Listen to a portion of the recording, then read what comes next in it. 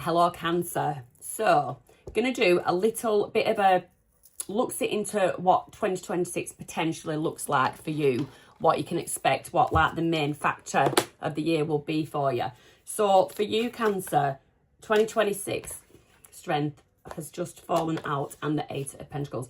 For you Cancer, 2026 is going to be a year of emotional growth, financial empowerment. Going to be a slow start to the year leading up to June. Yeah, it's like, especially in career, there's going to be major breakthroughs in career, but it's going to be like sunrise. There's going to be a small, like just sunrise, and it builds momentum, and then you're going to see some kind of breakthrough in career. That is on your astrological chart anyway. So we're looking at 3 areas: relationships, career and finance, and your personal growth. So, okay. So for some reason, there's going to be, oh, lovely. For some reason, Cancer, in terms of relationships, you've got strength and you've got the 8 of Pentacles. So I get some kind of willpower is needed. And you might find yourself looking at how far you've come, looking at what you've built, looking at the progress you've made in relationships. Again, this does not have to be romantic. It could be within the family, how you're growing your family, nurturing your family, what you're sort of molding your family into. If we are talking relationships, so for singles, there's going to be opportunities for deep and soulful connections. If you see this person is quite, I'd say feeling a bit reflective. So you're going to be craving that kind of soulful connection, especially mid-year. Mid-year is just massive for you, Cancer. And you're going to be stepping outside of your usual circles. And by doing that, it brings opportunity for new romance. Now, if you are in a couple, there's going to be healing and stronger commitments. But there's something about having to be strong about it. It's like having to, I hate saying fight for. You like to think these things should come naturally, but no, every relationship that we do have needs the work. You need to put in the effort and you need to put in the work. So yeah, is it worth the fight? You're going to be doing some reflecting about that. So that is for your relationships. Let me just get a couple more clarifiers actually for that.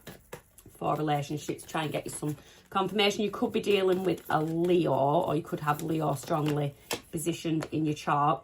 Knight of Wands.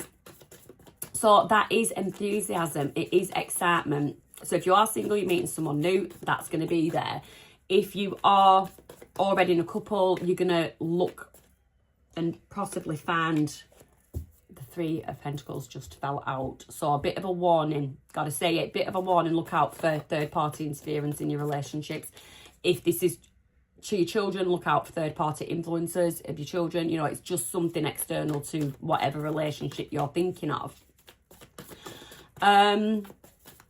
Yes. Give us one more. 8 of Swords. So yeah, this comes after a period. This reflection and this reviewing and this looking at different, looking at what is worth fighting for. It's something that you will have toyed with, that you've gone back and forth on. And I do feel like for the majority, if you are in a couple, I do feel like it is something that you will continue to put time and effort into. It's, yeah, that spark is still there. The spark is still sparky enough for you to continue to try and move forward with this relationship. And like I said, it's going to be a year where healing takes place, and it just makes connections stronger. So then we have the Judgment. So Libra energy.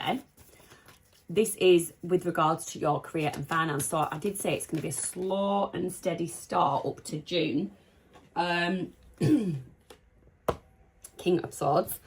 Could have air in your chart. Going to be a slow and steady, but there's been a lot of thought gone into something. And with the Judgment there, it's something that it's either something you're reigniting from days gone by, or it's just something, project, job role, some responsibility that just gives you that like rebirth, that regeneration, that zest for life in the career sector, something that just gives you that drive, something that just injects that drive back into you. Give us one more. Yeah, 7 of Cups. And I feel like you're somebody that is going to have options. You're going to have options. So with the Judgment as well, I get that it's going to be something meaningful to you. Yeah, when there's something, it's this slow, steady start up to June. And then when Jupiter is in Leo mid-year, it sort of ignites financial opportunities and it turns ideas into tangible results. So that is the King of Swords doing his thinking, really doing his thinking, looking at his options, looking at different ways of doing something, looking at what's going to work, what has the potential to work, what has the potential to grow. And then this is where your King of Swords energy comes in, because Saturn is going to demand discipline. You need to avoid shortcuts, so don't look for shortcuts. Don't look for the many options, look for the one strong option. Avoid shortcuts, look for that one strong option that's going to build long-term stability. So that is your stay focused.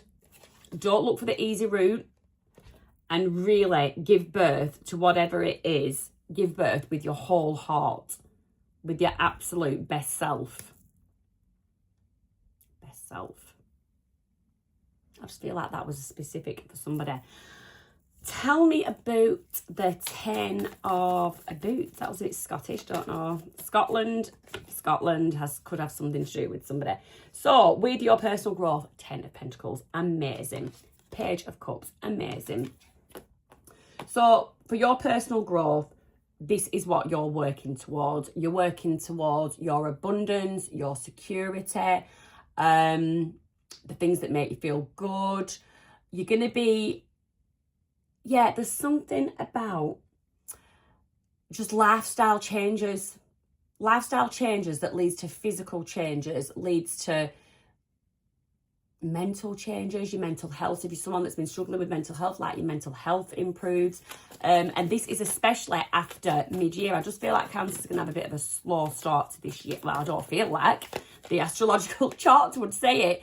And if you are someone that is actually single, you've been working on yourself, but you've been working on your independence, working on your finances, working on your career, you might actually be ready for that partnership, that 2 of Cups, that mutual attraction, that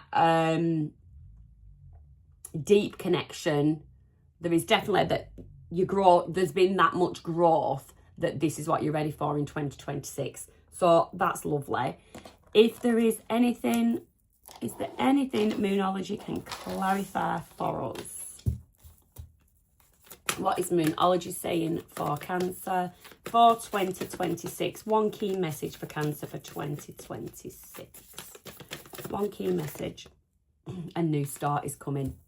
Beautiful. Beautiful. A new start is coming. Okay, I will just say that if you are a Cancer rising and you're watching for your rising, so some key dates for a Cancer rising. You've got Cancer in Jupiter or until the 30th of June. So that's going to bring luck, confidence. There's going to be an expansion in your personal life and career. That is, honestly, mid-year, there's like big things. So it's your time to shine and attract opportunities. So you need to take heed of that message. Jupiter moves into Leo after June the 30th. Yes, it moves into Leo. So that's going to activate your second house, which is your house of income and values. Expect financial growth, new revenue streams, and a stronger self-worth. So that all is in alignment with that. And then Saturn and Neptune will be in Aries, and these planets enter your 10th house. That's of career and public life, and that is urging you to define your purpose and legacy. Define your purpose and legacy. It's a year to build a reputation that reflects your true values. So the King of Swords is someone that definitely has strong values. And what do we have lastly? In your 12th house, you'll have Uranus in Gemini, and that speaks of inner revelations, inner revelations and mental clarity, and it helps you to break old emotional patterns and embrace healthier thinking. So that is if you are a Cancer rising. If you are Cancer sun, I would always check your sun, moon, rising and your Venus. Let's have a look for your message, your divine feminine message for the year. Tribe. Okay, tribe. So something about community. There is something about community. I don't know if you're going to have people helping you. I don't know if that 10 of Pentacles is something to do with the community. Give us some energy healing. Let's go with community. Inner strength. Ooh. Inner strength. And we did start your reading. We did start your reading with the strength card. So inner strength, nothing moves me from my path to the light because I have complete confidence in myself. I realise my innate qualities and abilities and know that with God I can do anything. All the power I need is within me. Isn't that so? Key dates. So some more key dates for you as a Cancer sun. You will have Cancer full moon on January the 3rd. You will have a Cancer new moon, which is a super moon on July the 14th. And then you'll have another super moon, December the 23rd. So Jupiter is retrograding until March the 11th. So obviously it's Jupiter, planet of growth and expansion. So expect some big changes. If you enjoyed this video, I would really appreciate if you give me a like and a subscribe. It costs you nothing. If you want to claim the message, claim it in the comments. If you just like to listen to me waffle on, you can even put that in the comments. Put something in the comments, something positive. I'll be back with the full monthly January readings at the end of this month. And apart from that, have a wonderful Christmas and an amazing New Year.